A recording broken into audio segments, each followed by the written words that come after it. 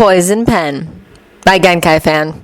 Chapter 19, Pure Blood versus Muggleborn. Harry walked into the library to finish his charms essay. What he saw made him stop and stare. Hermione Granger was almost buried under a table piled high with books, parchments, and pamphlets. Harry was accustomed to seeing her surrounded by books, but to this extent was highly unusual. He knew, however, a Hermione on a mission was a scary thing, and so he approached warily. 2 questions remained. What crusade was she pursuing this time, and how long had she been here? Hermione? Hermione? Harry whispered, looking around for the formidable Miss Pince. Huh? What? Hermione blinked up at him as she put down her quill. Oh, Harry! Well, for someone who has been harassing me for weeks about being a friend, you seemed annoyed to see me, Harry said, trying to keep the bitterness out of his voice. He sat in a chair beside her, carefully avoiding the pile of books in front of him. Oh, Harry, it isn't that, Hermione said with a sigh. She looked around, then whispered, I'm trying to prove that Oliver Twist is wrong about career choices in the wizarding world. I mean, Professor McGonagall said I could be anything I wanted, including the future Minister of Magic. And now? Harry asked. Hermione looked like she was ready to burst into tears. Twist was right! In the history of the Ministry, no Muggleborn has ever risen to the position of Minister. In fact, only one half-blood ever did, and that's because he was born to an ancient and noble pure-blood house himself, and had the full backing of that house. Why, Harry? Why did Professor McGonagall lie to me? Have you asked her? Hermione sighed, rubbed her eyes, and shook her head. I've been afraid to. Are you a Gryffindor or not, Hermione? Harry challenged her. There's nothing wrong with asking questions. It's not illegal. It had come as quite a blow to Harry, too, when the Unspeakables had answered his questions about careers in the wizarding world. According to them, about the only way a Muggleborn could get anywhere was to marry into a well-to-do pure-blood family, like his mother had. And according to the goblins, the Potter men had been a law unto themselves. They'd had the political clout and wealth to do whatever they wanted.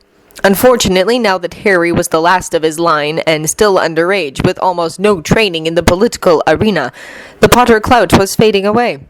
The goblins blamed Dumbledore more than anyone for that.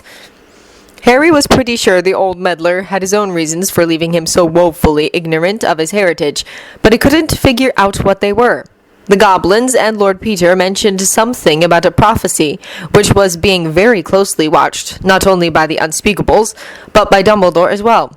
If Harry wanted to view that prophecy, it would have to wait until the Christmas halls, when he was away from Hogwarts and Dumbledore's control. I'm sorry, Hermione, Harry said, bringing his thoughts back to the present.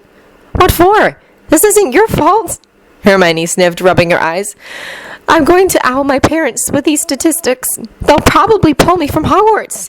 And furthermore, I'm going to advise every other Muggleborn in this school to do the same.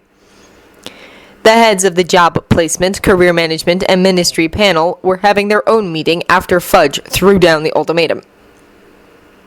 How many Muggleborns owled you for information? Asked the head of job placement. About 378 adults and 38 minors, including a very irate Muggleborn by the name of Hermione Granger. Isn't she one of Potter's little friends? Asked the head of career management. Oh, yes, came a reply with rolled eyes.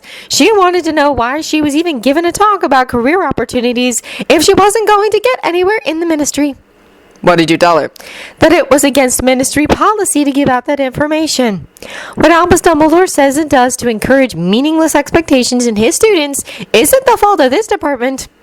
Good one, Mike, good one.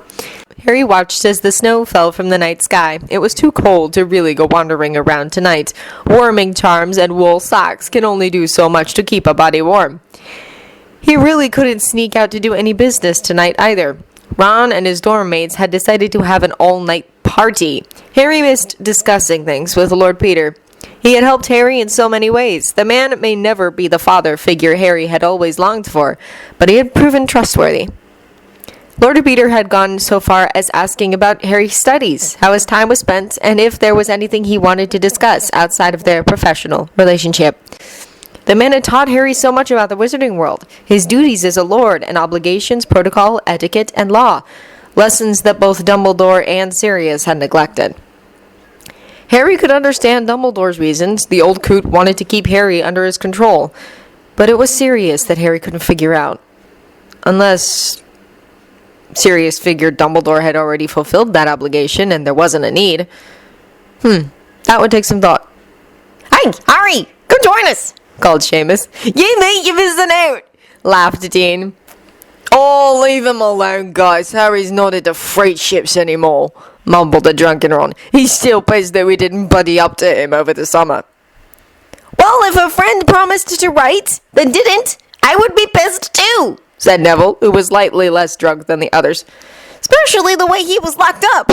"Not you too, mate. Ugh!" Ron exclaimed. "We couldn't. Mum and Dad no bush wouldn't allow it." "So? Never stopped you before. If my bush mate was counting on me," slurred Seamus. Ron threw a pillow at Seamus, who threw it at Dean, who threw it at Neville. Soon there was a full-blown pillow fight in progress.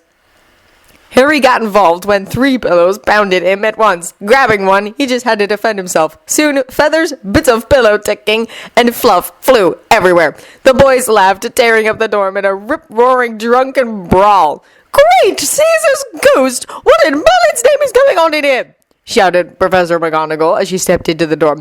"You would think someone was dying in here from all the ruckus. Explain yourselves." Seamus tried to hide the rum bottle as Ron tried the same with the fire whiskey. "Ron, Professor, we were just..." Seamus said, pausing only to let out a very loud belch. "Oops," he snickered sheepishly. "Clean this mess immediately and get ready for bed. I will deal with your punishments tomorrow morning." 5 boys' voices echoed, "Yes, Professor McGonagall." The next morning, Harry and his dorm mates appeared in the head's office. Only Harry and Neville awoke that morning without a headache. The two looked at each other and shrugged. They doubted that anyone was going to get to visit the infirmary this morning. That meant their roommates would just have to live with their hangovers. "I overlook many things in my house, even the occasional drunkenness. But when I am awakened out of a sound sleep by a prefect who had repeatedly tried to tone down your fun, I draw the line. What do you have to say for yourselves?" Harry and Neville looked at each other. Neither would rat out their dorm mates. However, Ron was a different matter. He couldn't keep his mouth shut. "Oh, we was just having a bit of fun, trying to get Harry to let loose," Ron said, clutching his head. "I see," the professor said, looking over at Harry. "Do you have anything to say, Mr. Potter?" "Professor?" Neville jumped in before Harry could speak. "Harry only got involved in the fight well after it was started. He was busy watching it snow." "And you, Mr. Longbottom?" Neville shrugged. "I was in it for the fun." "I see. Well, 10 points each for disturbing everyone's rest, including mine. You will clean up your dorm without help, and I should let you boys with the hangover deal with it alone and not send you to the infirmary." Ron, Dean, and Seamus groaned in pain. "However, I am not that cruel. You may go to the infirmary after you clean up your dorm. I am sure Madame Pomfrey will have something to say about your condition in a very loud voice. You may go." She dismissed them with a smirk. "Mr. Potter, please stay behind." When the door closed behind the last one out, the very stern witch turned to Harry, her eyes softening a bit.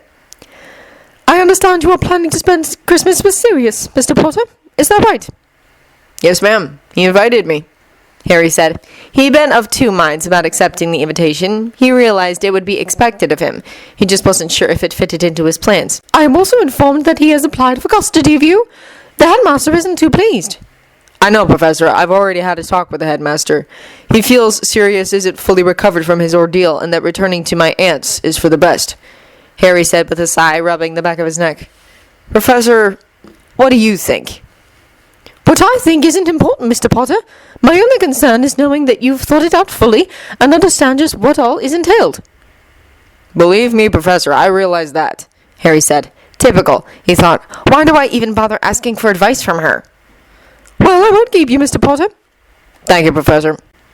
Sirius was enjoying his morning cuppa when his copy of the Quibbler arrived. He was enjoying it more and more as Twist started putting digs into long-standing pureblood traditions and bigotry. Opening his copy, Sirius's eyes grew wider as he read. "Pureblood versus Muggleborn. who will win? Today I came across an interesting sight. Hermione Granger being reamed out by Madame Pince. That's right, the know-it-all of Gryffindor was being lectured about the care of books. And what brought that on? By me, of course. One thing that our Ravenclawish Gryffindor can't stand is being bested.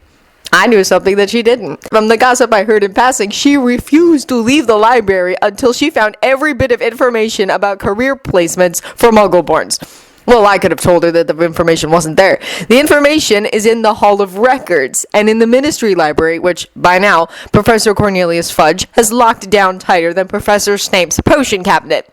I should know. I owled for some information and was told everything had been sealed by order of the minister. Now, just what is the good minister afraid of? Could this mean that I am right and the minister just doesn't want to face the truth? Could he be afraid that the Muggleborns would view this as another attempt to control them and keep them second-class citizens? Do the Muggleborns know they outpopulate purebloods by 12-1? That many of their Muggleborn kindred are leaving magical Britain, and by leaving, they take the future of our magical communities with them? Fact. The birth rate of Muggleborn children in recent years outnumbers the pure-blooded by 7-1. That means for every one pureblood born, there are 7 Muggleborns. Half-blood children also outnumber the purebloods by 3-1. These figures do not take into account those children of pureblood families born as squibs. Fact. If one did a heritage test on Muggleborns, you would find that they, in fact, have at least several magical or squib ancestors in their family lines. I found this out by querying the goblins. Not only do they keep self-updating records, they can administer the heritage test. For a small fee, of course. Fact. Test results of performance on practical level exams of Hogwarts students in the past decade show that Muggleborn and Half-Bloods, on average, hold more magical power in their core than the pureblood students. Fact. Within pureblood families, the birth rate for squibs and birth defects has risen appreciably in the past century. Again, you can find this out in the Hall of Records. Well, you could, but by now the minister has sealed off access to all department records. I'll let you in on a secret. The goblins also have these records. They are needed for inheritance purposes, and for a fee, you can get a copy of them along with a blood seal assuring their authenticity. In doing the math, I've come up with a very horrifying discovery. The Muggle population in Britain as of the year 1995. Great Britain ranked 20th in the world with a Muggle population of 58,426,014. As of 1995, the British Wizarding World population numbered less than 75,000. Again, if you don't believe me, ask yourself this. Why is everyone in the ministry so afraid that they have sealed off key areas where this information can be found? These records are a matter of public domain. In other words, you have the right to access them freely. It would seem that our minister has overstepped his authority. I ask you now, can we afford losing one drop of magical blood, no matter its source? Before anyone gets too upset, I must point out that I got most of my information by writing to the International Wizarding Council and the Muggle British Census Department. I found it interesting that the IWC, too, is keeping abreast of Britain's Wizarding World's declining numbers. They haven't gotten involved, as it is an internal affair, but as more and more Muggleborns leave Britain to make a better life for themselves and strengthen their new homelands, the concerns grow. Oliver Twist.